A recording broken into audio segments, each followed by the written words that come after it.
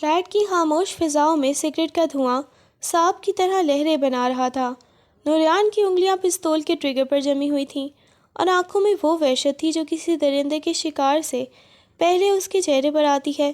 دروازے کی دوسری جانب فارس کا قہقہا کسی شیطانی نوحے کی طرح گونجا تو نوریان نے ایک جھٹکے سے لاک کھولا اور اسے گریبان سے پکڑ کر اندر کھینچ لیا۔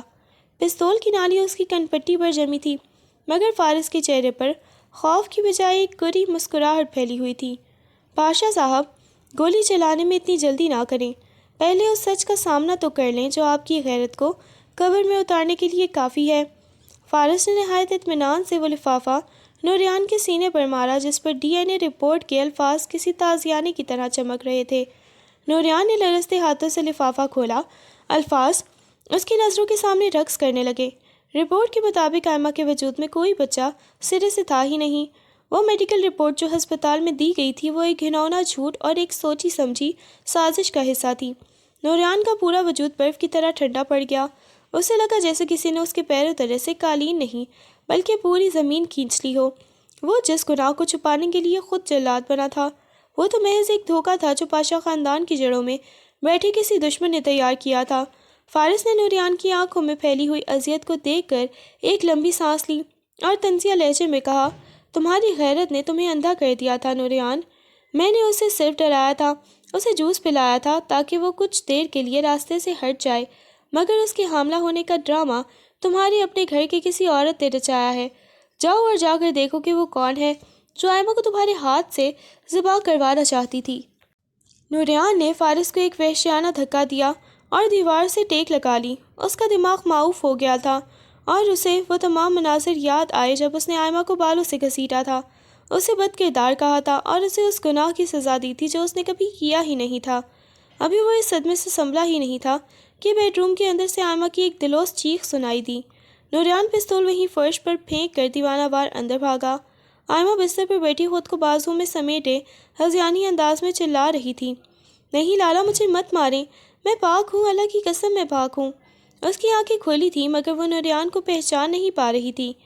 اسے ہر طرف ہسپتال کی وہ سفید دیواریں اور نوریان کا وہ وحشیانہ چہرہ نظر آ رہا تھا۔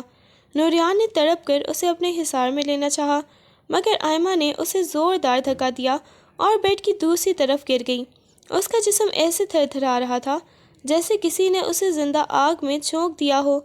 نوریان نے اسے زبردستی اپنے بازو میں جکڑا اور اسے سر کو اپنے سینے سے لگا لیا۔ آئمہ میری جان، میری بات سنو، میں ہوں نوریان، کوئی تمہیں نہیں مارے گا، وہ رپورٹ جھوٹی تھی، تم بے گناہ ہو، مجھے معاف کر دو آئمہ۔ نوریان کی آواز میں وہ قرب تھا جو شاید پتھروں کو بھی پگھلا دیتا، مگر آئمہ کی وحشت کم نہیں ہو رہی تھی۔ وہ مسلسل اپنا سر نوریان کے سینے پر مار رہی تھی جیسے اس بوجھ کو نکالنا چاہتی ہو جو نوریان نے شک کے اس دل پر رکھا تھا۔ نوریان نے اسے خود میں بھینچ لیا، اس کی اپنی آنکھوں سے آنسو بہہ کر آئمہ کے بکھرے ہوئے بالوں میں جذب ہو رہے تھے۔ وہ شخص جو کبھی کسی کے سامنے نہیں جھکا تھا آج اس معصوم لڑکی کے سامنے گھٹنوں کے بل گرا اپنی ہستی کی بھیک مانگ رہا تھا۔ کمرے کی گھٹن زدہ فضا میں صرف آئمہ کی سسکیاں اور نوریان کی معذرت خواہانہ سرگوشیاں گونج رہی تھیں، یہاں تک کہ وہ روتے روتے نوریان کے بازو میں ہی دوبارہ نڈھال ہو کر ڈھیر ہو گئی۔ اگلی صبح جب سورج کی پہلی کرن فلیٹ کی کھڑکی سے اندر آئی، نوریان وہیں بیڈ کے پاس فرش پر بیٹھا آئمہ کے زرد چہرے کو دیکھ رہا تھا۔ اس نے پوری رات پلک تک نہیں جھپکائی تھی۔ اس کے ذہن میں اب صرف ایک ہی مقصد تھا، انتقام۔ وہ اب جان چکا تھا کہ یہ محض اتفاق نہیں تھا بلکہ ایک بہت بڑی چال تھی جس کا مورا آئمہ کو بنایا گیا تھا۔ وہ اٹھا اور دبے قدموں کمرے سے باہر نکل گیا۔ اس نے اپنا فون نکالا اور شہر کے ایک سب سے بڑے نجی ہسپتال کے مالک کو کال کی جو اس کا پرانا واقف تھا۔ مجھے اس لیڈی ڈاکٹر کا ریکارڈ چاہیے جو کل ایمرجنسی وارڈ میں ڈیوٹی پر تھی، اور مجھے وہ ریکارڈ پچھلے 1 گھنٹے میں چاہیے۔ نوریان کا لہجہ وہی پرانا برفانی اور حکمیہ تھا جس سے لوگ تھر تھر کانپتے تھے۔ وہ فلیٹ سے نکلا اور کسی طوفان کی طرح ہسپتال پہنچا۔ ڈاکٹر کے کیبن کا دروازہ اس نے ٹھوکر مار کر کھولا تو اندر بیٹھی ڈاکٹر سہم کر کھڑی ہو گئی۔ نوریان نے بغیر کچھ کہے اس کی میز پر وہی ڈی این اے رپورٹ پڑھی اور پستول کی نوک اس کے ماتھے پر رکھ دی۔ کس نے تمہیں یہ جھوٹ بولنے کے لیے پیسے دیے تھے؟ اگر سچ نہیں بتایا تو تمہاری لاش یہاں سے کوئی نہیں اٹھائے گا۔ نوریان کی آنکھوں میں وہ جنون تھا جسے دیکھ کر ڈاکٹر کے ہاتھ پاؤں پھول گئے۔ وہ لرزتے ہوئے بتانے لگی کہ اسے ایک برقع پوش عورت نے بھاری رقم دی تھی اور اسے دھمکی دی تھی کہ اگر اس نے پاشا خاندان کی بیٹی کو حاملہ قرار نہ دیا تو اس کے بچوں کو مار دیا جائے گا۔ نوریان نے جب اس عورت کا حلیہ سنا تو اس کے پیروں تلے سے زمین نکل گئی۔ وہ حلیہ اس کی اپنی سوتیلی ماں ثریا بیگم سے ملتا تھا، جو ہمیشہ سے حویلی کی جائیداد پر قبضہ کرنا چاہتی تھی، اور اسے معلوم تھا کہ اگر آئمہ کی بدنامی ہو گئی تو شاہ نواز پاشا اسے جائیداد سے آگ کر دیں گے اور نوریان بھی حویلی سے بے دخل ہو جائے گا۔ نوریان ہسپتال سے نکلا تو اس کا رخ اب حویلی کی طرف تھا۔ وہ آگ جو کل تک آئمہ کے خلاف لگی تھی اب اس کا رخ اپنے ہی اپنوں کی طرف ہو چکا تھا۔ حویلی پہنچتے ہی اس نے گاڑی مرکزی ہال کے سامنے روکی اور ایک جلال کے ساتھ اندر داخل ہوا۔ ہال میں شاہ نواز پاشا اور افضل پاشا کسی گہری سوچ میں بیٹھے تھے۔ ثریا بیگم بھی وہیں موجود تھیں اور بناوٹی آنسوؤں کے ساتھ آئمہ کے بدکرداری کا ماتم کر رہی تھیں۔ نوریان نے ہال کے وسط میں پہنچ کر ایک زوردار قہقہہ لگایا جس نے سب کو چونکا کر رکھ دیا۔ آپ کی غیرت اور آپ کے اصول سب ایک ڈرامہ تھے۔ چاچو جان، جس بیٹی کو آپ نے گھر سے نکالا وہ تو کبھی گناہ کے قریب بھی نہیں گئی تھی۔ نوریان نے وہ ڈی این اے رپورٹ ان کے سامنے پھینکی۔ شاہ نواز پاشا نے جب رپورٹ پڑھی تو ان کا چہرہ فک ہو گیا۔ ثریا بیگم کے چہرے پر ہوائیاں اڑنے لگیں۔ نوریان دھیرے دھیرے ان کی طرف بڑھا اور ان کی آنکھوں میں آنکھیں ڈال کر کہا، آپ نے بہت اچھا کھیل کھیلا ثریا بیگم، مگر آپ بھول گئیں کہ نوریان پاشا شک کرنا جانتا ہے تو سچ تک پہنچنا بھی جانتا ہے۔ نوریان نے ڈاکٹر کا ریکارڈ شدہ اعتراف سب کے سامنے چلا دیا۔ حویلی میں ایک سناٹا چھا گیا جو کسی موت کی خبر سے بھی زیادہ بھیانک تھا۔ شاہ نواز پاشا نے ایک وحشیانہ نگاہ اپنی بیوی پر ڈالی اور اسے بالوں سے پکڑ کر زمین پر پٹک دیا، مگر نوریان اب وہاں نہیں رکنے والا تھا۔ اس نے مڑ کر اپنے باپ اور چچا کو دیکھا۔ آج آپ سب نے معصوم روح کا قتل کیا ہے اور اب نوریان پاشا اس گناہ کا حصہ نہیں بنے گا۔ میں آئمہ کو لے کر جا رہا ہوں اور اب اس حویلی میں میرا قدم تبھی بڑھے گا جب یہاں ان گندگیوں کا خاتمہ ہو جائے گا۔ وہ کسی فاتح کی طرح حویلی سے نکلا، مگر اس کی جیت میں ایک بہت بڑی ہار چھپی تھی، وہ ہار جو اس نے آئمہ کے اعتماد کو کھو کر پائی تھی۔ نوریان واپس فلیٹ پہنچا تو آئمہ بے ہوش میں آ چکی تھی۔ وہ کھڑکی کے پاس بیٹھی خالی نظروں سے باہر دیکھ رہی تھی۔ نوریان اس کے قریب گیا اور خاموشی سے اس کے سامنے بیٹھ گیا۔ سب سچ سامنے آ گیا ہے آئمہ، تم نے کچھ نہیں کیا تھا، وہ سب ایک سازش تھی۔ نوریان کی آواز میں وہ ماں نہیں تھا جو پہلے ہوا کرتا تھا، بلکہ ایک ندامت تھی۔ آئمہ نے مڑ کر اسے دیکھا، اس کی آنکھوں میں اب آنسو رہی تھے، صرف ایک سرد مہر سناٹا تھا۔ سچ سامنے آنے سے کیا ہوگا لالا؟ جو زخم آپ نے میرے وجود اور روح پر لگائے، کیا وہ سچ سے بھر جائیں گے؟ آپ نے مجھ پر بھروسہ کیوں نہیں کیا؟ نوریان کے پاس ان سوالوں کا کوئی جواب نہیں تھا۔ اس نے خاموشی سے آئمہ کا ہاتھ تھامنا چاہا، مگر آئمہ نے اپنا ہاتھ پیچھے کھینچ لیا۔ آج سے میں آپ کی بہن نہیں ہوں، جیسا کہ آپ نے کہا تھا کہ آپ کی بیوی ہوں میں، تو میں اس نکاح کی لاج رکھوں گی، مگر میرے دل کے دروازے آپ پر ہمیشہ کے لیے بند ہو چکے ہیں۔ نوریان نے محسوس کیا کہ اس نے آئمہ کی بے گناہی تو ثابت کر دی تھی، مگر اس نے اس لڑکی کو ہمیشہ کے لیے کھو دیا تھا جو اس کی ایک پکار پر اپنی جان دے دیتی تھی۔ اب ان کے درمیان حصار ضبط کی ایک ایسی دیوار کھڑی ہو گئی تھی جسے گرانا شاید نوریان پاشا کے بس میں بھی نہیں تھا۔ فلیٹ کی بالکنی میں سرد ہوا کے جھونکے اندر آ رہے تھے۔ نوریان نے سگریٹ کا آخری کش لگا کر اسے مسل دیا اور بیڈ روم کی طرف قدم بڑھائے۔ کمرے میں مدھم سی لیمپ کی روشنی پھیلی ہوئی تھی، جہاں آئمہ دیوار سے ٹیک لگائے اپنے گھٹنوں میں سر دیے بیٹھی تھی۔ وہ اتنی ساکت تھی کہ آج ایک لمحے کو تو نوریان کا دل دہل گیا۔ وہ دھیرے سے اس کے قریب فرش پر بیٹھا، اس کے وجود سے اٹھنے والی لرزش اب بھی محسوس کی جا سکتی تھی۔ نوریان نے بہت ہمت جمع کر کے اپنا ہاتھ آئمہ کے ٹھنڈے ہاتھ پر رکھا، جسے آئمہ نے جھٹکا نہیں دیا۔ شاید اب اس کے اندر مزاحمت کی سکت بھی ختم ہو چکی تھی۔ آئمہ، آئمہ، نوریان نے اتنے گہرے درد سے اسے پکارا کہ خاموش کمرے کی فضا بوجھل ہو گئی۔ میں جانتا ہوں کہ میرے لفظ تمہاری روح کے گھاؤ نہیں بھر سکتے۔ میں نے تمہاری پاکیزگی پر شک کیا، میں نے اس مان کو پاؤں تلے روندا جو تم نے مجھ پر باندھا تھا۔ میں وہی لالا ہوں نا تمہارا، جس کے پیچھے تم چھپ جایا کرتی تھی جب بھی تمہیں دنیا سے ڈر لگتا تھا، اور دیکھو اسی لالا نے تمہیں وہ زخم دیے جو شاید کوئی دشمن بھی نہ دے پاتا۔ نوریان کی آواز بھرا گئی۔ اس نے اپنے دونوں ہاتھوں سے آئمہ کا جھکا ہوا چہرہ اوپر اٹھایا۔ آئمہ کی آنکھوں کے گرد پڑے نیلے حلقے اور ان میں ٹھہرا ہوا خالی پن نوریان کے کلیجے کو چیر رہا تھا۔ تم مجھے کوئی بھی سزا دے دو آئمہ، مجھے گولی مار دو، مجھ سے نفرت کرو، مگر اپنی اس خاموشی سے میرا دم مت کھوٹو۔ تمہاری یہ بے حسی مجھے پاگل کر دے گی۔ آئمہ کی پلکیں لرزیں اور ایک تپتا ہوا آنسو نکل کر نوریان کی انگلیوں پر گرا۔ اس نے اپنی خالی نظریں نوریان کی سرخ آنکھوں میں گاڑ دیں۔ لالا، آپ کو لگتا ہے کہ صرف شک نے مجھے مارا ہے؟ نہیں، مجھے اس لمس نے مارا ہے جو کل تک میرے لیے ایک ڈھال تھا اور کل اچانک ایک جلاد کی گرفت بن گیا۔ آپ نے مجھ سے میرا لالا چھین لیا ہے نوریان پاشا۔ میں کس کی گود میں سر رکھ کر روں گی کہ میرا لالا نے میرے ساتھ کیا کیا؟ آئمہ کے لہجے میں ایسی معصومیت اور ایسی ٹوٹ پھوٹ تھی کہ نوریان نے تڑپ کر اسے اپنے بازوں کے حصار میں سمیٹ لیا۔ اس بار آئمہ نے اسے دور نہیں دھکیلا، بلکہ وہ اس کے سینے سے لگ کر بچوں کی طرح بلک پڑی۔ اس کی ہچکیاں کمرے کی خاموشی کو چیر رہی تھیں۔ نوریان نے اسے خود میں بھینچ لیا، جیسے وہ اسے دنیا کے ہر دکھ سے، حتیٰ کہ خود اپنے آپ سے بھی بچا لینا چاہتا ہو۔ وہ اسے جھولے کی طرح جلاتا رہا، اس کے بالوں میں اپنا چہرہ چھپا کر وہ خود بھی آج ضبط کے سارے بندھن توڑ کر رو دیا تھا۔ میں تمہیں دوبارہ ٹوٹنے نہیں دوں گا آئمہ، میں اپنی پوری زندگی تمہارے اس ایک ایک ہچکی کا قرض اتارنے میں گزار دوں گا، چاہے تم مجھے معاف کرو یا نہ کرو۔ اب نوریان پاشا کا وجود صرف تمہارے تحفظ کے لیے وقف ہے۔ کچھ دیر بعد جب آئمہ کا رونا تھما تو وہ نوریان کے سینے پر ہی نڈھال ہو چکی تھی۔ نوریان نے اسے بیڈ پر لٹایا اور خود اس کے برابر میں بیٹھ کر اس کا ہاتھ تھام لیا۔ کمرے کی روشنی مزید مدھم کر دی گئی تھی، مگر نوریان کی نظریں آئمہ کے چہرے سے نہیں ہٹ رہی تھیں۔ تمہیں یاد ہے آئمہ، بچپن میں جب تم اندھیرے سے ڈرتی تھی تو تم میرا ہاتھ پکڑ کر کہتی تھی کہ لالا آپ کہیں مت جائیے گا۔ نوریان نے سرگوشی کی، اس کے لہجے میں اب ایک عجیب سی رکت تھی۔ آج میں کہتا ہوں تم میرا ہاتھ پکڑ لو اور مجھے کبھی خود سے دور مت کرنا۔ میں اس اندھیرے سے بہت ڈر رہا ہوں جو میرے اندر پیدا ہو گیا ہے۔ آئمہ نے نیموا آنکھوں سے نوریان کو دیکھا۔ اس کے چہرے کی ندامت اور آنکھوں میں موجود سچی تڑپ دیکھ کر آئمہ کے دل کی برف پگھلنے لگی تھی۔ اس نے دھیرے سے اپنی انگلیاں نوریان کی ہتھیلی میں پھنسائیں۔ یہ ایک بہت بڑا نہیں بلکہ چھوٹا سا اشارہ تھا، مگر نوریان کے لیے یہ زندگی کی سب سے بڑی نوید تھی۔ اس نے جھک کر آئمہ کے ماتھے پر ایک طویل اور عقیدت بھرا بوسہ دیا، جس میں معافی بھی تھی، محبت بھی، اور ایک نیا عہد بھی۔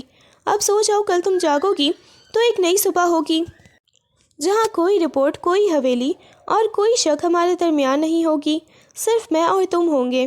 نوریان نے اس کا ہاتھ اپنے دل پر رکھ لیا جہاں دھڑکنیں اب بھی آئمہ کے نام کا ورد کر رہی تھیں، اور اس رات فلیٹ کی اس تنہائی میں ایک ٹوٹے ہوئے رشتے کی دوبارہ بننا شروع ہونے والی کڑیوں نے حصار ضبط کو ایک نئے جذبے سے بھر دیا تھا۔ نوریان نے محسوس کیا کہ آئمہ کی سانسیں اب ہموار ہو رہی تھیں، مگر اس کے اپنے اندر کا طوفان ابھی تھما نہیں تھا۔ اس نے دھیرے سے اسے بستر پر درست کیا اور اس کے چہرے پر جھک گیا۔ لیمپ کی زرد روشنی میں آئمہ کے ہونٹ تھوڑے سے کھلے ہوئے تھے، جیسے وہ نیند میں بھی کچھ کہنا چاہتی ہو۔ نوریان نے اپنی پیشانی اس کی پیشانی سے ٹکا دی۔ دونوں کے سانس ایک دوسرے کے چہروں پر بکھر رہے تھے۔ یہ قربت جسمانی سے زیادہ جذباتی تھی، ایک ایسا لمحہ جہاں الفاظ اپنی اہمیت کھو چکے تھے اور صرف دھڑکنیں ایک دوسرے سے معافی مانگ رہی تھیں۔ نوریان نے اپنی آنکھیں موند لیں، اسے لگ رہا تھا کہ اگر اس نے ذرا بھی گرفت ڈھیلی کی تو آئمہ ریت کی طرح اس کے ہاتھوں سے بھی نکل جائے گی۔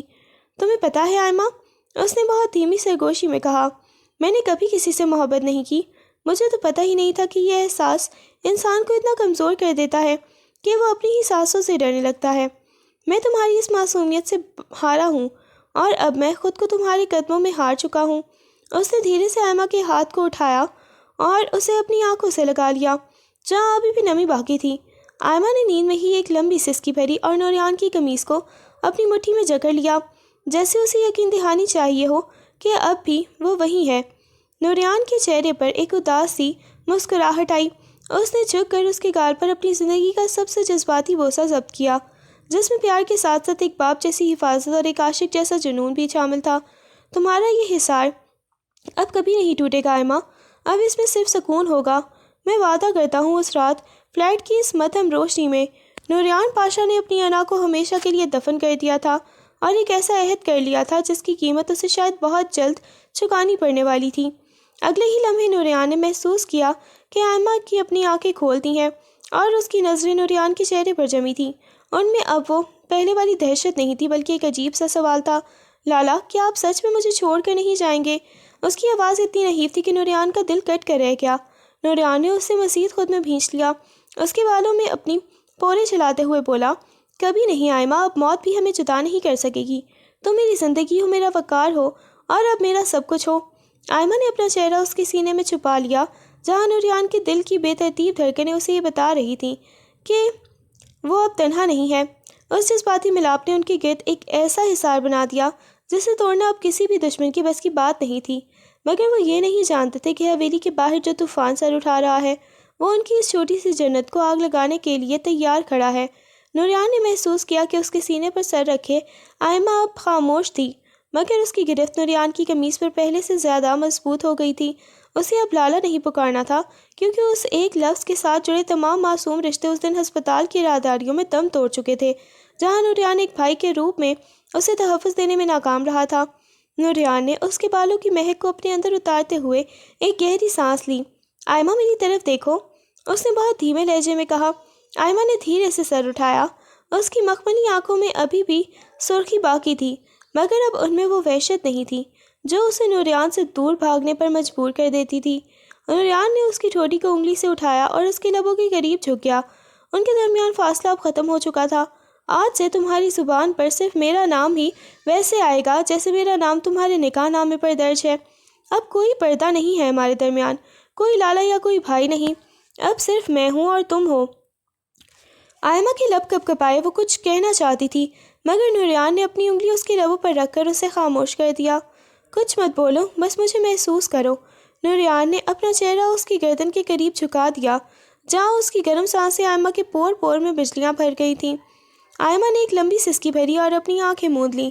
اس کا پورا وجود نوریان کے اس والہانہ لمس کے سامنے پگھلنے لگا تھا۔ نوریان نے اسے بیڈ پر لیٹے ہوئے اپنے اوپر کھینچ لیا۔ اب وہ دونوں ایک دوسرے کے اس قدر قریب تھے کہ ان کے دلوں کی دھڑکنیں ایک ہی آہنگ میں بج رہی تھیں۔ نوریان نے اس کے گالوں پر بکھرے آنسوں کو اپنے لبوں سے چننا شروع کیا، جیسے وہ اس کے ہر دکھ کو ہی جاننا چاہتا ہو اور پی جانا چاہتا ہو۔ میں تمہیں اتنی محبت دوں گا آئمہ کہ تم اپنی زندگی کے پچھلے تمام برسوں کو بھول جاؤ گی۔ تم میری بیوی ہو، میری ملکیت ہو، اور نوریان پاشا اپنی ملکیت کی حفاظت کرنا بھی جانتا ہے اور اسے ٹوٹ کر چاہنا بھی۔ آئمہ نے اپنی لرزتی ہوئی انگلیاں نوریان کے چہرے پر پھیری۔ اس کے سخت نگوش اب محبت کی شدت سے نرم پڑ چکے تھے۔ نوریان، اس نے پہلی بار اس کا نام اس انداز میں پکارا کہ نوریان کا پورا وجود لرز اٹھا۔ اس کے نام کی مٹھاس نے نوریان کے اندر ایک تلاطم برپا کر دیا تھا۔ اس نے دیوانگی کے عالم میں آئمہ کے خود میں بھینچ لیا اور اس کے لبوں پر اپنی محبت کی مہر ضبط کر دی۔ یہ بوسہ صرف ایک جسمانی ملاپ نہیں تھا، بلکہ ایک روح کا ایک دوسری روح سے وہ عہد تھا جو ازل سے لکھا جا چکا تھا۔ کمرے کی مدھم روشنی ان کے اس جذباتی اور رومانوی ملاپ کی گواہ بن چکی تھی، جہاں تلخیاں دھیرے دھیرے پگھل کر ایک گہرے سمندر میں تبدیل ہو رہی تھیں۔ نوریان نے اسے اپنے مضبوط حصار میں لیے رکھا، جیسے وہ دنیا کو یہ پیغام دے رہا ہو کہ اب اس حصار کو پار کرنا کسی کے بس کی بات نہیں۔ کافی دیر تک وہ اس طرح ایک دوسرے میں گم رہے، یہاں تک کہ رات کے آخری پہر کی ٹھنڈک نے انہیں اپنی لپیٹ میں لے لیا۔ نوریان نے کمل ان دونوں کی گرد اچھی طرح لپیٹ دیا اور آئمہ کا ہاتھ اپنے دل پر رکھ کر لیٹ گیا۔ آج سے تم اکیلی نہیں ہو، تمہارے اندر جو دکھ رہا ہے دکھ تھا اور وہ اب میرا ہو گیا ہے، تمہاری جو خوشی ہوگی وہ بھی میری ہوگی۔ آئمہ نے اپنا چہرہ اس کے بازو پر ٹکا دیا۔ اسے اب پہلی بار ایسا محسوس ہو رہا تھا کہ وہ واقعی محفوظ ہے۔ نوریان نے اس کے ماتھے پر ایک بار پھر بوسہ دیا اور اندھیرے میں مسکرایا، ایک ایسی مسکراہٹ جس میں فتح بھی تھی اور سکون بھی۔ وہ جانتا تھا کہ دشمن ابھی ختم نہیں ہوئے، مگر اب اس کے پاس وہ صداقت تھی جس کے سامنے کوئی بھی طوفان نہیں ٹھہر سکتا تھا۔ نوریان نے ابھی بمشکل اپنی آنکھیں موندی ہی تھیں کہ فلیٹ کے مرکزی دروازے پر ایک زوردار دھماکہ ہوا، جیسے کسی نے بھاری ہتھوڑے سے لاک توڑنے کی کوشش کی ہو۔ نوریان نے ایک جھٹکے سے بیڈ سے اٹھا، اس کے اعصاب چشم زدن میں تن گئے تھے۔ آئمہ جو ابھی سکون کی نیند میں آغوش میں اترنے ہی والی تھی، بری طرح ہڑبڑا کر اٹھی اور نوریان کا بازو سختی سے جکڑ لیا۔ نوریان، یہ کیا ہے؟ اس کی آواز میں وہی پرانی وحشت لوٹ آئی تھی۔ نوریان نے اسے اشارے سے خاموش رہنے کو کہا اور تیزی سے سائڈ ٹیبل کی دراز سے اپنی لوڈڈ پستول نکالی۔ آئمہ، بیڈ کے نیچے چھپ جاؤ اور جب تک میں نہ کہوں باہر مت آنا۔ نوریان کا لہجہ وہی پتھر کی طرح سخت اور بے لچک ہو چکا تھا۔ وہ دبے قدموں بیڈ روم سے باہر نکلا۔ ہال میں گھپ اندھیرا تھا، مگر باہر سے آنے والی ہلکی سی روشنی میں اسے دروازے کے پاس 3 سایہ دار وجود حرکت کرتے نظر آئے۔ نوریان نے پوزیشن سنبھالی اور جیسے ہی پہلا سایہ اندر داخل ہوا، اس نے پستول کا ٹریگر دبا دیا۔ گولی کی آواز خاموش فلیٹ میں کسی ایٹم بم کی طرح گونجی اور وہ شخص کراہ کر وہیں ڈھیر ہو گیا۔ باقی 2 سائے تیزی سے پیچھے ہٹے اور باہر سے اندھا دھند فائرنگ شروع کر دی گئی۔ گولیاں دیواروں کی پلاسٹر اٹھا رہی تھیں اور شیشے کے برتن ٹوٹ کر فرش پر بکھر رہے تھے۔ نوریان نے صوفے کے پیچھے پناہ لی اور جوابی فائرنگ کی، مگر اس کا ذہن تیزی سے کام کر رہا تھا۔ یہ فارس کے آدمی نہیں ہو سکتے تھے، کیونکہ فارس اتنی بڑی حماقت نہیں کر سکتا تھا کہ نوریان کے فلیٹ پر براہ راست حملہ کرے۔ یہ حویلی کے لوگ ہیں یا کوئی اور؟ اس نے سوچا، مگر پھر اس کی نظر فرش پر پڑے اس لفافے پر پڑی جو فارس چھوڑ کر گیا تھا۔ خون کے دھبوں کے درمیان اس لفافے سے ایک چھوٹی سی چپ نما ڈیوائس مائکرو چپ باہر نکلی ہوئی تھی۔ نوریان کی آنکھیں حیرت سے پھیل گئیں۔ فارس نے اسے صرف رپورٹ نہیں دی تھی، بلکہ وہ اسے ایک ایسی دلدل میں کھینچ لایا تھا جس کا تعلق بین الاقوامی کرائم سنڈیکیٹ سے تھا۔ اچانک فائرنگ رک گئی اور باہر سے ایک بھاری جانی پہچانی آواز آئی، نوریان پاشا، لڑکی کو ہمارے حوالے کر دو اور وہ چپ دے دو جو تمہارے پاس ہے، ورنہ ہم اس فلیٹ کو بارود سے اڑا دیں گے۔ نوریان کے ماتھے پر پسینہ چمکنے لگا۔ یہ آواز اس کے اپنے محافظ بخت خان کی تھی، جسے اس کا باپ افضل پاشا اپنی جان سے زیادہ عزیز رکھتا تھا۔ بخت خان، تم؟ نوریان نے چلا کر پوچھا۔ باہر سے ایک سرد قہقہ آیا۔ پاشا صاحب، حویلی کی غیرت صرف ایک پردہ ہے، اصل کھیل تو اس جائیداد اور ان اکاؤنٹس کا ہے جن کا کوڈ اس چپ میں ہے۔ آپ کے باپ نے ہمیں حکم دیا ہے کہ اگر آپ رکاوٹ بنے تو آپ کو بھی ختم کر دیا جائے۔ نوریان کے قدموں تلے سے زمین نکل گئی۔ اسے لگا تھا کہ دشمن باہر ہے، مگر یہاں تو اس کا اپنا باپ اسے اور آئمہ کو مٹانے کے در پہ تھا۔ اسے احساس ہوا کہ آئمہ کے حاملہ ہونے کا ڈرامہ صرف اسے گھر سے نکالنے کے لیے نہیں تھا، بلکہ نوریان کو جذباتی طور پر توڑ کر اس سے وہ خفیہ معلومات حاصل کرنے کے لیے تھا جو اس کے پاس بطور وارث موجود تھی۔ نوریان نے پیچھے مڑ کر بیڈ روم کے دروازے کی طرف دیکھا، جہاں آئمہ پیلی پڑتی رنگت کے ساتھ کھڑی یہ سب سن رہی تھی۔ اس کی آنکھوں میں وہ ٹوٹا ہوا مان دیکھ کر نوریان کا دل خون کے آنسو رونے لگا۔ آئمہ، اندر جاؤ، وہ دھاڑا، مگر آئمہ وہیں ساکت کھڑی رہی۔ اسی لمحے فلیٹ کی پچھلی کھڑکی سے ایک گیس گرنیڈ اندر پھینکا گیا۔ پورا فلیٹ سفید دھوئیں سے بھر گیا اور نوریان کی آنکھوں میں جلن ہونے لگی۔ اس نے دھیرے میں ٹٹولتے ہوئے آئمہ کا ہاتھ پکڑا اور اسے کچن کے راستے سے بالکنی کی طرف لے جانے لگا اور اس کی کوشش کی، مگر جیسے ہی وہ کچن میں پہنچے ایک اور زوردار دھماکہ ہوا اور فلیٹ کا مرکزی دروازہ مکمل طور پر اکھڑ کر اندر آن گرا۔ نوریان نے آئمہ کو اپنی پشت کے پیچھے چھپایا اور آخری گولی چلانے کے لیے تیار ہو گیا، مگر جو منظر اس نے دیکھا اس نے اسے ساکت کر دیا۔ سامنے بخت خان نہیں تھا، بلکہ پولیس کی وردی میں ملبوس کئی افراد تھے اور ان کے درمیان شاہ نواز پاشا، آئمہ کے والد، کھڑے تھے، جن کے ہاتھ میں ہتھکڑیاں لٹک رہی تھیں۔ نوریان، نیچے جھک جاؤ۔ شاہ نواز پاشا کی آواز میں وہ پرانا جاہ و جلال نہیں، بلکہ ایک خوفناک کرب تھا۔ اس سے پہلے کہ نوریان کچھ سمجھ پاتا، بخت خان نے پیچھے سے شاہ نواز پاشا کی کنپٹی پر بندوق رکھ دی۔ خبردار، اگر کسی نے حرکت کی تو پاشا صاحب کا بھیجا اڑا دوں گا۔ یہ ایک ایسا ٹرائینگل بن چکا تھا جہاں ہر کوئی ایک دوسرے کی جان کا پیاسا تھا، اور درمیان میں وہ معصوم آئمہ تھی جو اس سارے خونی کھیل کی وجہ بن گئی تھی۔ نوریان نے اپنی پستول نیچے کر دی۔ بخت خان، میرے باپ کو چھوڑ دو، تمہیں کیا چاہیے؟ وہ چپ لے لو اسے، مگر میرے چچا اور آئمہ کو جانے دو۔ بخت خان نے طنزیہ نظروں سے نوریان کو دیکھا۔ وہ چپ تمہارے پاس ہے ہی نہیں نوریان پاشا، وہ تو اس لڑکی کے جسم میں نصب ہے۔ اس نے جب اسے ہسپتال لے جایا گیا تھا، ڈاکٹر نے ٹیسٹ کے بہانے اس کے کندھے میں وہ مائکرو چپ پلانٹ کر دی تھی جس میں پاشا خاندان کے تمام آف شور اکاؤنٹس کی تفصیل ہے، اسی لیے اس کی الٹیاں اور طبیعت خراب ہونا اس چپ کا ری ایکشن تھا۔ نوریان کو لگا جیسے اسے کسی نے زندہ ذبح کر دیا ہو۔ آئمہ کے جسم کے ساتھ یہ کھلواڑ اس کے اپنے خاندان نے کیا تھا۔ وہ لڑکی جسے وہ ناپاک سمجھ کر ٹھکرا چکا تھا، اسے تو ان لوگوں نے ایک چلتی پھرتی تجوری بنا دیا تھا۔ آئمہ نے اپنے کندھے پر ہاتھ رکھا جہاں ایک ہلکا سا ابھار محسوس ہو رہا تھا۔ اس کی آنکھوں میں چھلکتا ہوا دکھ اب ایک ایسی آگ میں بدل چڑھا تھا جو پورے پاشا خاندان کو جلا دینے کے لیے کافی تھی۔ نوریان نے آئمہ کی طرف دیکھا۔ اس کی آنکھیں اب آنسوں سے خالی ہو چکی تھیں۔ اس نے دھیرے سے نوریان کی پستول اٹھائی جو اس کے ہاتھ سے چھوٹ گئی تھی اور اس کا رخ بخت خان کی طرف کر دیا۔ اب کوئی حصار نہیں رہے گا نوریان، اب صرف حساب ہوگا۔ آئمہ کی آواز میں وہ سردی نہیں تھی جو نوریان نے پہلے کبھی نہیں سنی تھی۔ آئمہ کے ہاتھ میں موجود پستول ذرا بھی نہیں لرز رہی تھی۔ اس کی آنکھیں جو کبھی معصومیت کا استعارہ تھیں، اب ان میں ایک ایسی منجمد کر دینے والی برف اتر آئی تھی جس نے نوریان کے وجود کو بھی کپکپا دیا۔ آئمہ، پستول نیچے کرو، یہ تمہارے کام کی نہیں ہے۔ نوریان نے ایک قدم آگے بڑھایا مگر آئمہ نے پستول کا رخ ذرا سا موڑ کر نوریان کے قدموں کے پاس ایک فائر کر دیا۔ گولی فرش کے سنگ مرمر کو چیرتی ہوئی گزر گئی اور نوریان وہیں تھم گیا۔ اب میرا کوئی لالہ نہیں ہے نوریان پاشا، اور نہ ہی میں وہ کمزور لڑکی ہوں جسے آپ نے بالوں سے گھسیٹ کر اپنی غیرت کا نشانہ بنایا تھا۔ آئمہ کی آواز میں ایک ایسی کاٹ تھی کہ بخت خان بھی ایک پل کے لیے ہچکچایا تھا۔ بخت خان نے شاہ نواز پاشا کی گردن پر اپنی گرفت مزید سخت کی۔ لڑکی، یہ کھلونا نیچے رکھو ورنہ تمہارے باپ کا بھیجا تمہارے قدموں میں ہوگا۔ ہمیں صرف وہ چپ چاہیے، چاہے وہ تمہارے جسم سے کاٹ کر نکالنی پڑے۔ شاہ نواز پاشا، جن کی آنکھوں میں ہمیشہ فخر ہوتا تھا، آج اپنی ہی بیٹی کے سامنے ذلت اور پچھتاوے کی تصویر بنے ہوئے تھے۔ ان کے لب تھر تھرا رہے تھے مگر آواز نہیں نکل رہی تھی۔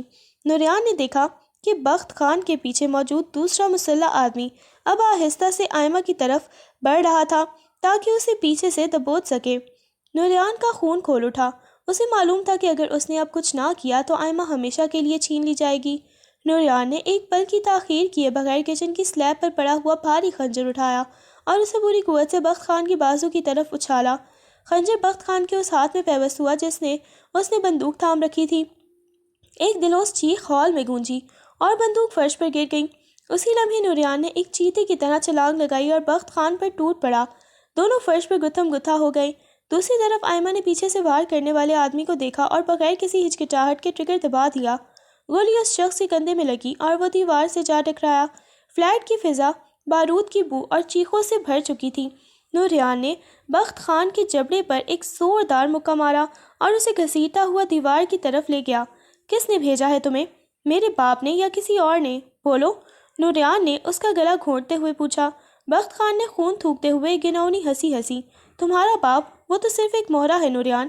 اصل کھلاڑی تو وہ ہے جس نے تمہارے نکاح کی رات ہی تمہاری موت کا سودا کر لیا تھا۔ نوریان نے اسے ایک اور زوردار ٹکر ماری اور وہ بے ہوش ہو کر گر گیا۔ نوریان ہانپتا ہوا پیچھے مڑا جہاں شاہ نواز پاشا زمین پر گرے اپنی بیٹی کو دیکھ رہے تھے مگر آئمہ کی نظریں ابھی بھی دروازے پر جمی تھی جہاں سے دھوئیں کے بادل اندر آ رہے تھے۔ آئمہ، ہم یہاں سے نکل رہے ہیں، چاچو جان کو سنبھالو۔ نوریان نے اس کے قریب جا کر اس کے ہاتھ سے پستول لینے کی کوشش کی مگر آئمہ نے ایک سرد نگاہ سے دیکھا۔ اس نے اپنا ہاتھ اپنے کندھے کے اس مقام پر رکھا جہاں وہ چپ لگی ہوئی تھی۔ اس کے چہرے پر ایک تکلیف دہ مسکراہٹ ابھری۔ آپ کو لگتا ہے کہ میں اب اس حویلی میں واپس جاؤں گی جہاں میری قیمت ایک مائکرو چپ سے زیادہ کچھ نہیں؟ نوریان پاشا، آپ نے میری بے گناہی کا ثبوت دے کر اپنی انا تو مطمئن کر لی مگر آپ نے یہ نہیں پوچھا کہ میں اب زندہ رہنا بھی چاہتی ہوں یا نہیں۔ آپ نے اس پستول کا رخ اپنی ہی کن پٹی کی طرف کر لیا۔ نوریان کا سانس سینے میں رک گیا۔ نہیں آئمہ، خدا کے لیے ایسا مت کرو، میں سب ٹھیک کر دوں گا۔ کچھ ٹھیک نہیں ہو سکتا۔ آئمہ نے بندوق کا سیفٹی لاک کھولا۔ جس باپ نے مجھے دھکا دیا، جس بھائی نے مجھے بد کردار کہا اور جس خاندان نے مجھے جیتے جی دفن کر دیا، میں ان سے کسی قسم کے کام نہیں آؤں گی۔ یہ چپ میرے ساتھ ہی ختم ہوگی۔ نوریان نے دیوانگی میں ایک قدم آگے بڑھایا۔ آئمہ، مجھے ایک موقع دو، میں اس جسم سے یہ گندگی نکال دوں گا۔ میں تمہیں اس دنیا سے دور لے کر جاؤں گا جہاں کوئی پاشا ہمیں ڈھونڈ نہیں پائے گا۔ اسی لمحے فلیٹ کے باہر سے ایک زوردار پولیس سائرن کی آواز آئی اور ہیلی کاپٹر کی گھن گرج سنائی دینے لگے۔ لیکن اس شور میں نوریان کو ایک اور آواز آئی، ایک بیپ بیپ کی آواز جو آئمہ کے کندھے سے آ رہی تھی۔ نوریان کی آنکھیں وحشت سے پھیل گئیں۔ وہ چپ صرف ڈیٹا نہیں تھی بلکہ ایک ٹریکر اور ریموٹ بم بھی ہو سکتا تھا۔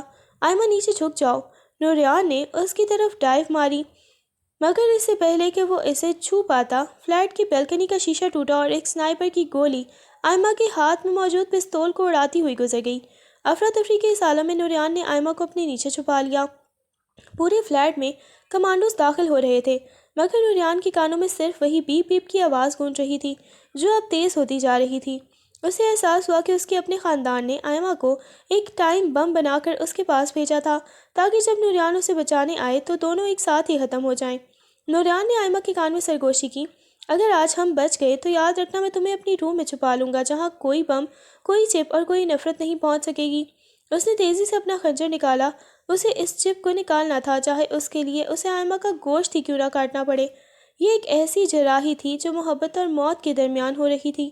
نوریان کے ہاتھ کپ کپا رہے تھے مگر اس کی آنکھوں میں وہ ٹھہراؤ تھا جو صرف کسی بڑے طوفان کے وقت آتا ہے۔ آئمہ، تمہیں مجھ پر بھروسہ کرنا ہوگا۔ اگر میری ابھی نہ نکالی تو ہم میں سے کوئی نہیں بچے گا۔ اس نے خنجر کی نوک کو لیمپ کی لو پر دبایا۔ اس کی اپنی آنکھیں خون آلود تھیں مگر گرفت مضبوط۔ آئمہ نے دیوار سے ٹیک لگائے نوریان کو دیکھا۔ اس کی نظروں میں موت کا ڈر نہیں تھا بلکہ ایک گہرا دکھ تھا۔ اگر میں مر جاؤں نوریان تو حویلی کے اس کمرے کو آگ لگا دینا جہاں میری ہنسی قید ہے۔ میں نہیں چاہتی کہ میرے بعد بھی وہاں پاشا خاندان کی کوئی گندگی باقی رہے۔ اس نے کراتے ہوئے اپنی آنکھیں موند لیں۔ نوریان نے ایک گہری سانس لی اور خنجر کی نوک آئمہ کے کندھے کے اس مقام پر رکھی جہاں وہ بیپ بیپ کی آواز تیز تر ہو رہی تھی۔ جیسے ہی دھات نے گوشت کو چھوا، آئمہ کے منہ سے ایک دبی دبی چیخ نکلی اور اس نے نوریان کے بازو کو اپنے ناخنوں سے جکڑ لیا۔ نوریان کا اپنا دل پھٹ رہا تھا۔ اسے لگ رہا تھا کہ وہ خنجر آئمہ کے نہیں بلکہ اس کے اپنے دل کے پار ہو رہا ہو۔ خون کی ایک سرخ دھار بہہ کر نوریان کے سفید کرتے کو رنگین کرنے لگی، مگر وہ رکا نہیں۔ اس نے نہایت مہارت سے اس چھوٹے سے سوراخ میں سے وہ سیاہ رنگ کی چپ نکال کر فرش پر پٹک دی۔ فرش پر گرتے ہی وہ ڈیوائس ایک سرخ روشنی کے ساتھ تیزی سے بیپ کرنے لگی۔ باہر نکلو ابھی! نوریان نے آئمہ کو اپنے بازو سے میں اٹھایا اور شاہ نواز پاشا کو، جو اب تک صدمے کی حالت میں گرے ہوئے تھے، ایک ٹھوکر مار کر ہوش میں لایا۔ وہ سبھی فلیٹ کے مرکزی ہال سے باہر نکل کر سیڑھیوں کی طرف بھاگ ہی رہے تھے کہ ایک زوردار دھماکہ ہوا جس نے پوری عمارت کو ہلا کر رکھ دیا۔ آگ کے شعلے بیلکنی سے باہر نکل رہے تھے اور دھوئیں کے بادلوں نے آسمان کو چھپا لیا تھا۔ نوریان نے آئمہ کو سیڑھیوں کے کونے میں بٹھایا اور اس کے زخم پر اپنی قمیص پھاڑ کر پٹی باندھنے لگا۔ تم ٹھیک ہو؟ آئمہ میری طرف دیکھو۔ وہ اس کا چہرہ اپنے ہاتھوں کے پیالے میں بھر کر پاگلوں کی طرح پوچھ رہا تھا۔ آئمہ نے دھیرے سے آنکھیں کھولیں اور سامنے کھڑے اپنے باپ کو، شاہ نواز پاشا کو دیکھا جو اب گھٹنوں کے بل کرے پھوٹ پھوٹ کر رو رہے تھے۔ بیٹی مجھے معاف کر دے، میں نے اپنی پگڑی بچانے کے لیے اپنی جان سے پیاری اولاد کا سودا کر لیا۔ شاہ نواز پاشا نے ان کے قریب آنا چاہا مگر نوریان ایک دیوار بن کر سامنے کھڑا ہو گیا۔ بہت دیر کر دی آپ نے چاچو جان، اب آپ کی معافی اس خون کو سفید نہیں کر سکتی جو آپ اس زمین پر بہا ہے۔ اب آئمہ پاشا خاندان کی بیٹی نہیں ہے، یہ صرف میری ہے اور اس کا حساب میں اب اپنے باپ سے لوں گا جس نے اسے موت کے منہ میں بھیجا۔ نوریان کا لہجہ اب اتنا سپاٹ تھا کہ شاہ نواز پاشا کے ہاتھ لرزنے لگے۔ نوریان نے آئمہ کو سہارا دے کر اٹھایا۔ اس کے چہرے پر اب وہ ندامت نہیں تھی بلکہ ایک ایسا عزم تھا جو حویلی کے در و دیوار ہلا دینے کے لیے کافی تھا۔ وہ اسے لے کر نیچے پارکنگ کی طرف بڑھا جہاں ابھی پولیس اور ایمبولینس کی لائٹیں چمک رہی تھیں، مگر نوریان کو اب کسی کا ڈر نہیں تھا۔ ہم کہاں جا رہے ہیں؟ آئمہ نے نحیف آواز میں پوچھا۔ نوریان نے اسے گاڑی کی سیٹ پر بٹھا کر اس کا ماتھا چوما۔ وہاں جہاں پاشا خاندان کا سورج غروب ہوتا ہے اور جہاں سے تمہارے بدلے کی شروعات ہوتی ہے، اور آج کی رات ابھی ختم نہیں ہوئی آئمہ، ابھی تو اس شخص کا سامنا کرنا باقی ہے جس نے ہمیں جیتے جی مارنے کی کوشش کی۔ اس نے گاڑی کی رفتار بڑھائی اور رخ سیدھا افضل پاشا کے اس فارم ہاؤس کی طرف کر دیا جہاں وہ اس وقت اپنی فتح کا جشن منا رہا ہوگا، یہ سوچے بغیر کہ اس کا اپنا بیٹے اس کی موت بن کر آ رہا ہے۔ فارم ہاؤس کے بڑے آہنی گیٹ کو نوریان نے اپنی گاڑی کی ٹکر سے توڑ ڈالا۔ دھات کے چرچرانے اور ٹوٹنے کی آواز خاموش رات میں کسی اعلان جنگ کی طرح گونجی۔ نوریان نے گاڑی ایک جھٹکے سے پورچ میں روکی اور ڈیش بورڈ سے اپنی دوسری پستول نکال کر بیلٹ میں اڑس لی۔ اس کی آنکھیں اب انسانی نہیں رہی تھیں، ان میں صرف ایک وحشیانہ انتقام کی آگ دہک رہی تھی۔ اس نے مڑ کر آئمہ کو دیکھا جس کا چہرہ درد اور خون کی کمی سے سفید پڑ چکا تھا، مگر اس کی نظروں میں موجود ٹھہراؤ کسی طوفان کا پتہ دے رہا تھا۔ گاڑی میں ہی رہنا جب تک میں واپس نہ آؤں، نوریان نے کہا، مگر آئمہ نے زخمی کندھے کے باوجود گاڑی کا دروازہ کھول دیا۔ نہیں نوریان، یہ آگ میرے وجود سے شروع ہوئی تھی، اس کا بجھنا بھی میری آنکھوں کے سامنے ہونا چاہیے۔ اس کی آواز میں وہ لرزش نہیں تھی جو کبھی نوریان کی ڈانٹ پر پیدا ہوتی تھی۔ نوریان نے اسے سہارا دیا اور دونوں فارم ہاؤس کے بڑے آہنی گیٹ سے ہال کی طرف بڑھے۔ اندر کا منظر دیکھ کر نوریان کے جبڑے سختی سے بھیج گئے۔ افضل پاشا اس کا اپنا باپ صوفے پر بیٹھا بڑے اطمینان سے سگار پی رہا تھا، جیسے اسے یقین ہو کہ اب نوریان اور آئمہ اس دنیا سے رخصت ہو چکے ہوں گے۔ جیسے ہی نوریان اور لہولہان آئمہ ہال میں داخل ہوئے، افضل پاشا کے ہاتھ سے سگار گر گیا اور اس کے چہرے پر ہوائیاں اڑنے لگیں۔ تم دونوں زندہ کیسے ہو؟ اس کے منہ سے بے اختیار نکلا۔ نوریان نے ایک ہولناک کہکا لگایا۔ آپ کی موت ہمیں اتنی جلدی کیسے آنے دیتی؟ بابا سائیں، آپ نے تو اپنی جائیداد بچانے کے لیے اپنی بہو، اپنی بھتیجی کو بم بنا دیا تھا۔ آپ نے اس بیٹے کو مارنے کی کوشش کی جس نے ہمیشہ آپ کی پگڑی کا بھرم رکھا۔ نوریان نے پستول نکال کر سیدھا اپنے باپ کے ماتھے پر تان لی۔ ہال میں موجود گارڈز نے اپنی بندوقیں اٹھائیں مگر نوریان کی چیخ نے انہیں ساکت کر دیا۔ خبردار، اگر کسی نے انگلی بھی ٹریگر پر آئی تو میں سب سے پہلے اس شخص کا بھیجا اڑاؤں گا جس نے تمہیں پالا ہے۔ افضل پاشا اب بری طرح ہانپ رہا تھا، اس کا سارا جاہو جلال خاک میں مل چکا تھا۔ آئمہ دھیرے دھیرے چلتی ہوئی اس کے قریب آئی۔ اس کے سفید کرتے پر جمع ہوا خون اب کالا پڑ چکا تھا۔ اس کی اپنی جیب سے بھی وہ خون آلود چپ نکالی جو نوریان نے اس کے جسم سے کاٹی تھی اور اسے افضل پاشا کے سامنے میز پر پٹک دیا۔ یہ چاہیے تھا نا آپ کو، لیجئے، یہ میرے خون میں نہائی ہوئی وہ دولت ہے جس کے لیے آپ نے ایک لڑکی کی عزت اور زندگی کا تماشا بنایا۔ آئمہ کی آواز ہال کی دیواروں سے ٹکرا کر گونج رہی تھی۔ افضل پاشا نے لرزتے ہاتھوں سے اس چپ کو دیکھا، مگر نوریان نے ایک جھٹکے سے میز پر لات ماری اور وہ چپ دور جا گری۔ آج حساب دولت کا نہیں، آج ان آنسوؤں کا ہوگا جو آپ کی وجہ سے آئمہ کی آنکھوں سے گرے۔ آج حساب اس شک کا ہوگا جو آپ نے میرے ذہن میں بویا۔ نوریان نے پستول کا سیفٹی لاک کھولا۔ کلک کی آواز افضل پاشا کے لیے موت کی گھنٹی تھی۔ نوریان میری بات سنو، میں تمہارا باپ ہوں، میں نے یہ سب تمہارے مستقبل کے لیے کیا۔ افضل پاشا نے گڑگڑاتے ہوئے ہاتھ جوڑ کر دیے۔ نوریان کی آنکھوں میں ایک لمحے کے لیے نمی آئی، مگر پھر وہ پتھر کی طرح سخت ہو گئی۔ باپ وہ ہوتا ہے جو سائے کی طرح تحفظ دے، وہ نہیں جو اپنی اولاد کو آگ کے دریا میں دھکیل دے۔ آپ نے آج پاشا خاندان کی آخری دیوار خود گرا دی ہے۔ اسی لمحے ہال کا پچھلا دروازہ کھلا اور ثریا بیگم، نوریان کی سوتیلی ماں، نے اندر داخل ہونے کی کوشش کی، مگر اسے دیکھتے ہی نوریان کا غصہ آسمان کو چھونے لگا۔ آئیے ثریا بیگم، آپ کے بغیر یہ دربار ادھورا تھا۔ نوریان نے پستول کا رخ ان کی طرف موڑ دیا۔ ثریا بیگم نے چیخ ماری اور افضل پاشا کے پیچھے چھپنے کی کوشش کی۔ آئمہ نے آگے بڑھ کر ثریا بیگم کا گریبان پکڑ لیا اور اسے ایک زوردار تھپڑ مارا جس کی گونج پورے ہال میں سنائی دی۔ یہ اس رپورٹ کے لیے جو آپ نے جھوٹی بنوائی تھی، اور یہ اس تذلیل کے لیے جو میں نے حویلی کے ہال میں سہے۔ آئمہ نے اسے دوسرا تھپڑ مارا۔ اس میں وہ تمام سالوں کا دبا ہوا غصہ تھا جو اس نے اس عورت کی سازشوں تلے گزارا تھا۔ نوریان نے دیکھا کہ آئمہ اب وہ معصوم لڑکی نہیں رہی تھی، وہ ایک انتقام بن چکی تھی۔ نوریان نے واپس اپنے باپ کی طرف دیکھا، اس کا ہاتھ ابھی بھی پستول پر جمع ہوا تھا۔ میں آپ کو گولی مار کر اپنے ہاتھ گندے نہیں کرنا چاہتا بابا سائیں، کیونکہ آپ کی موت سے میرے زخم نہیں بھریں گے۔ اس نے اپنا فون نکالا اور ایک نمبر ڈائل کیا۔ انسپکٹر صاحب اندر آ جائیے، تمام ثبوت میز پر موجود ہیں اور مجرم اعتراف کر چکے ہیں۔ ہال کی چاروں طرف سے پولیس کی بھاری نفری اندر داخل ہوئی۔ افضل پاشا اور ثریا بیگم کو ہتھکڑیاں لگائی جانے لگیں۔ جاتے جاتے افضل پاشا نے نوریان کو نفرت سے دیکھا۔ تم نے اپنے ہی خاندان کو برباد کر دیا نوریان، تم تنہا رہ جاؤ گے۔ نوریان نے آئمہ کا ہاتھ تھاما اور اسے اپنے سینے سے لگا لیا۔ میں تنہا نہیں ہوں، میں نے آج اپنی دنیا ڈھونڈ لی ہے، وہ دنیا جسے آپ نے مٹانے کی کوشش کی تھی۔ جب وہ دونوں فارم ہاؤس سے باہر نکلے تو آسمان پر پھوٹ رہی تھی۔ ایک نئی صبح کا آغاز ہو رہا تھا، مگر اس صبح میں حصار ضبط کی دیواریں اب ہمیشہ کے لیے ٹوٹ چکی تھیں اور ایک نئی زندگی کی شروعات ہو رہی تھی۔ فارم ہاؤس کی دہلیز پار کرتے ہی نوریان کو لگا کہ شاید طوفان تھم گیا ہے، مگر وہ نہیں جانتا تھا کہ اصل شکاری ابھی گھات لگائے بیٹھا ہے۔ وہ جیسے ہی پورچ میں کھڑی گاڑی کی طرف بڑھے، اچانک پورے فارم ہاؤس کی لائٹیں ایک جھٹکے سے گل ہو گئی اور فضا میں ایک عجیب سی میٹھی اور بھاری بوجھل بو پھیل گئی۔ نوریان نے فوراً اپنی پستول نکالی، مگر اس سے پہلے کہ وہ ٹریگر دباتا، اندھیرے میں سے کسی نے اس کی گردن پر الیکٹرک شاک گن ٹیزر سے وار کیا۔ نوریان کا پورا وجود لرزا اور وہ گھٹنوں کے بل گرا۔ اس کی آنکھوں کے سامنے اندھیرا چھانے لگا۔ نوریان، آئمہ کی چیخ ہال کے سناٹے کو چیرتی ہوئی نکلی، مگر اگلے ہی لمحے ایک مضبوط ہاتھ نے اس کا منہ پیچھے سے دبوچ لیا۔